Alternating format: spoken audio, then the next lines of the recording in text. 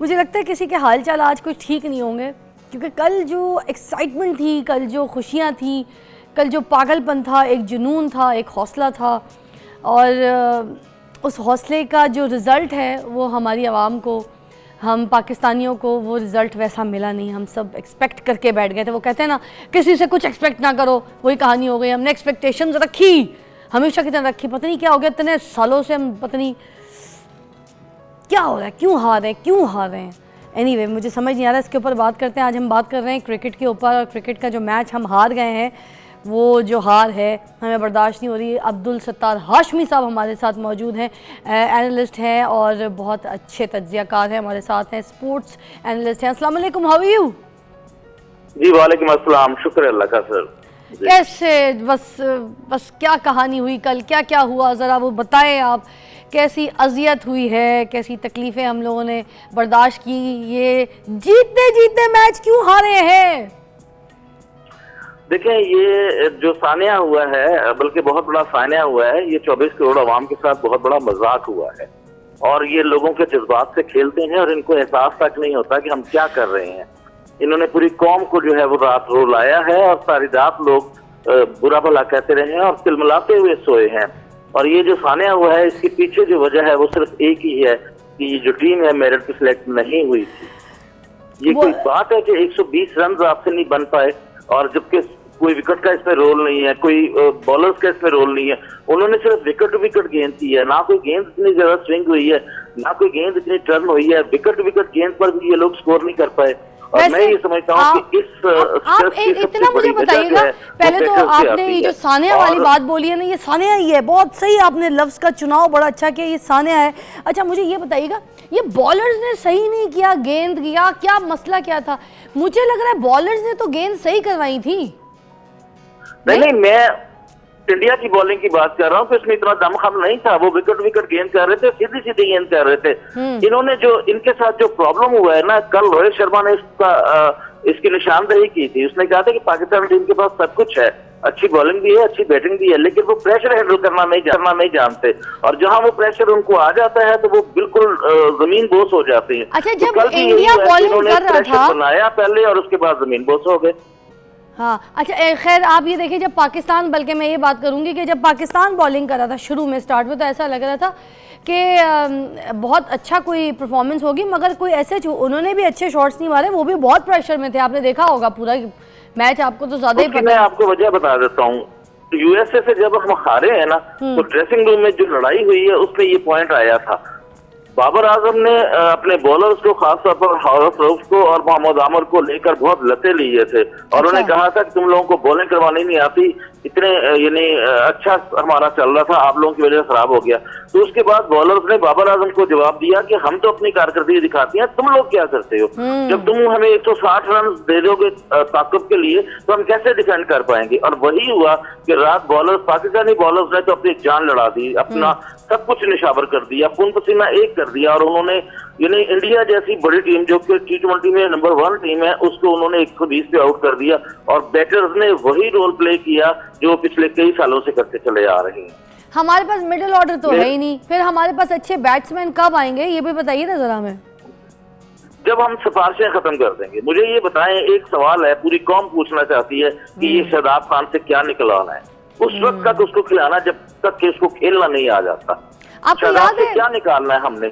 आप ये देखिए ना कि इस मैच में जो टर्निंग पॉइंट हुआ, या जो शिकस्त की बड़ी वजह बनी है, वो रिजवान बनी है। आप कहेंगे कि कैसे? इसलिए कि रिजवान ने स्कोर तो किया है, लेकिन आप ये देखिए कि कितनी उसकी स्ट्राइक रेट कितना पुअर था। ऐसा लग रहा था गली मोहल्ले का लड़का खड़ा कर दिया खेलने के लिए, कुछ भी नहीं है, इमाद वसीम साहब उनको लेके बैठ गई है। अच्छा, तो फिर ये अब हमारे मैच में कब अच्छे बैट्समैन आएंगे? जैसे एक ज़माना होता था कि जो अब्दुल रज़ाक साहब थे, कितना अच्छा परफॉर्मेंस है, मिडिल ऑर्डर हमारे मैच जिता देते थे, इस तरह के प्लेयर्स थे हमारे पास। अब ओपनिंग जो है उसके बाद ही पता चल जाता है मैच जी गया कक। देखिए, आप इस मैच में या इस टूर्नामेंट में मिडिल ऑर्डर्स लेकर कहाँ गए हैं? 5 आपके ओपनर्स हैं यहाँ पर, 5 ओपनर्स, और 5 ओपनर्स का ये हाल है कि आपका मिडिल ऑर्डर जो वो तबाह होकर रह गया है। ये उस वक्त तक होगा जब तक कि आप अपनी सिलेक्शन कमेटी को नहीं बदलते, जब तक आप इस पे अना और यारियां दोस्तियां नहीं खत्म करते, उस वक्त तक ये होता रहेगा। बाबर आजम बड़ा मोहसिन नकवी साहब ने ना कल बयान दे दिया जी, साहब सुन लें, पसंद है, जिद्दी है और उसकी अना और जिद की वजह से आज हम हारे हैं। ऐसे ही है भाई साहब मोहसिन नकवी साहब ने कल बयान दे दिया है कि अब छोटे ऑपरेशन से काम नहीं चलेगा, बड़ा ऑपरेशन करना पड़ेगा, बड़ी सर्जरी, ऐसी सर्जरी करनी पड़ेगी जिससे सारा सही सिस्टम ठीक हो जाए। तो मोहसिन नकवी साहब को चाहिए ना कि सबसे पहले तो वहाब रियाज को फर्क करें, वहाब रियाज को फर्क करें, दूर है कि उसने ये टीम सेलेक्ट की है, बस तो फिर ये बड़ी सर्जरी से ही काम होगा। मगर मेरी बात सुने, तो बड़ी सर्जरी बिल्कुल, ये हमने कल भी मैंने एक जगह अपने इंटरव्यू में कहा था कि मोहसिन नकवी साहब ने ये कहा है कि अगर आप लड़ते मरते नजर ना आए तो पूरी टीम फारग होगी, और मेरा ख्याल है कि पूरी कौम की ये डिमांड है कि इस टीम को फारग कर दिया जाए। तो ये वैसे तो उन्होंने पहले से साइन करवाया हुआ है कि अगर टीम अच्छी परफॉर्मेंस नहीं देगी तो के सारे फारग हो जाएंगे।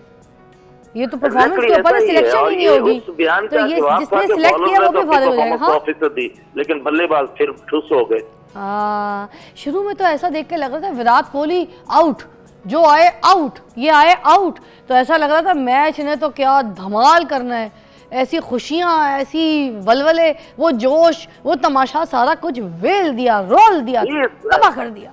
ये जिंदगी में पहली दफा हुआ है, हम इंडिया से अब तक 13 मैच खेल चुके हैं, जिसमें से 10 मैच हम हारे हैं, 3 हम जीते हैं, और ये जिंदगी में पहली दफा हुआ है कि हमने भारत को इतने कम स्कोर पर घेर लिया था और शिकस्त दीवार पर लिखी हुई थी, और वो लोग भी ज़हनी तौर पर तैयार थे कि हम शिकस्त खा चुके हैं, लेकिन अफसोस कि हमारे बैटर्स ने साथ ना दिया और पूरी कौम को जो है ना रुला के रख दिया। वैसे एक बात है कि हर बार हम ये कहते हैं चलो ये हो गया, इस बार अगली बार चांस दे देते हैं टीम को, आगे अच्छी परफॉर्मेंस करेंगे, मगर ये चांस हम दिए जा रहे हैं, आगे से हमारी कोई इज्जत रखी नहीं जा रही। असल में कोई एक बंदा हमारी ज़िंदगी में कोई अच्छा एक मैच जिता देता है ना, तो हमारी भी तो गलती है, हम उसको खिलाए जाते हैं। शादाब हो गया, आप देख लें, ठीक है, ये जितने और ऐसे प्लेयर्स हैं, हम उनको कहते खेलो। का नाम लिए, साथ इफ्तिखार का नाम लिए, साथ उस्मान खान का नाम लिए, ये लोग है ना, फखर का भी नाम लिया जा सकता है कि फखर बड़े मैचों का खिलाड़ी, इससे बड़ा मैच और कौन सा हो सकता है। इफ्तिखार जो है, इसका ये 64वां मैच है, और मगर फहद को देख लें, एक आध मैच जिताया उसने, अब किधर है, कहाँ परफॉर्म किया उसने? तो आप ये देखिए कि जब 4 खिलाड़ी आपके जो है क्वेश्चन मार्क पर हों तो क्या आप परफॉर्मेंस देंगे? बस यही है, अब हमारी किस्मत में लिख दिया गया है।